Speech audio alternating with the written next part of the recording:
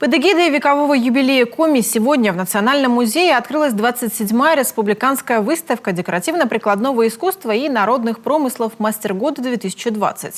Традиционно она собирает самых талантливых умельцев. В этот раз свои работы представили 98 мастеров со всех уголков республики.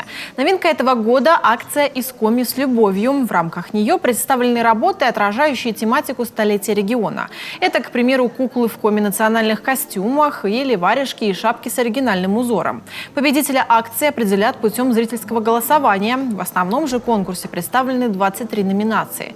Наиболее популярными в этом году стали традиционное ткачество и узорное вязание. Однако впервые за несколько лет нашлись умельцы, работающие с кожей и мехом. Очень приятно, что в этом году наконец-то представлена номинация «Художественная обработка кожи и меха». То есть это впервые за несколько лет у нас произошло. И также радует, что продолжают поступать заявки от участников с художественной обработкой кости.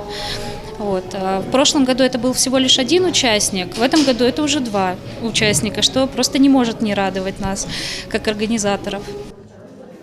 Выставка «Мастер года» продлится до 9 апреля. Именно тогда на церемонии закрытия будет раскрыта главная интрига – имя лучшего мастера республики 2020 года. Именно ему достанется премия правительства Коми имени Семена Аверина.